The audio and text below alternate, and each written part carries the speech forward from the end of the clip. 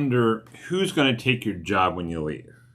Or A, have you left a legacy when people leave or you leave? Let's talk about that. 5 minutes with Frankie. 5 minutes with Frankie. 5 minutes with him to talk about the Lord. Yeah. Good morning, beautiful people. 5 minutes with Frankie and Luna. 5 minutes with Frankie and Luna. So I feel like an evil genius. It's fair one. Me anyway. So you ever felt, well, I've done a good job of set everything in place. It's wonderful, but when somebody leaves, things crash or things go away or things don't happen anymore. I think about that all the time at my work. I'm like, oh my gosh, would things fall apart? Will my class be okay? Yeah. So when you leave someplace, hopefully the prayer is, or the expectation is, that when you leave, there are people there to step in to keep it going, or actually to make it better.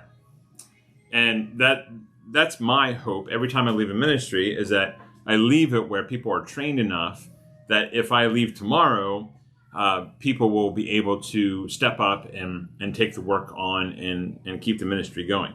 Because if it's all about me, then it will crash and burn. But if it's all about God and others, and I take the last seat, then it helps a lot. So in Numbers chapter 27, we're in Numbers this week. Next week we'll be in Deuteronomy. Actually, if you want to come to Sunday morning, 11 o'clock a.m., Dean Neary is preaching, and I'll be gone to a teen convention.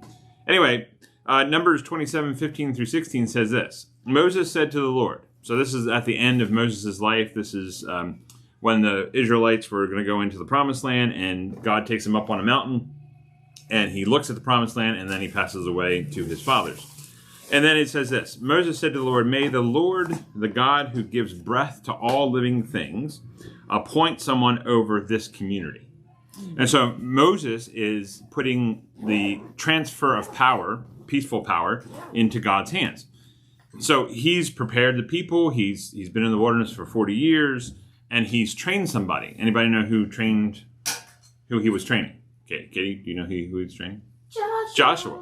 Okay, and Joshua stepped up and took over his responsibilities that Moses had and kept it going through the promised land.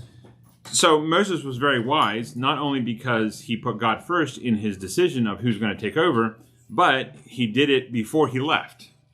And I think sometimes we think, oh, we'll be in this job forever, and we never train anybody, or we never get anybody on our side to help in the process of things. So when you leave, it's not a hole and it's not a vacuum. And so I think a lot of times my encouragement for you guys is, if you're in a job, or if you're family or anywhere that you are a leader, or that you are someone who takes care of things, make sure somebody else knows what you're doing. Teach them, train them, write down the passwords. I say, in other words, make sure your husband knows where you keep all the bills. Right, and the checkbook and all the other stuff. And most importantly, when you leave a ministry, make sure someone's there to keep it going, to keep preaching the word no matter what happens, and that hopefully they'll even make a better impact than you are. And that's why I always hope that, I might be doing the best, but I'm not going to do better unless somebody's trained, and then they can keep going on my behalf or God's behalf. So I encourage you to pray for these things. I encourage you to train somebody and write everything down, because somebody will take over. So if I die tomorrow, hopefully there are people who will step up and do the ministry. I love you. Jesus loves you too. You have a great day. Luna loves you. And Isla loves you. And here's Katie over there. She loves you too. So have a good day. We're going to work. Bye-bye. Bye-bye. You look cute. Thank you.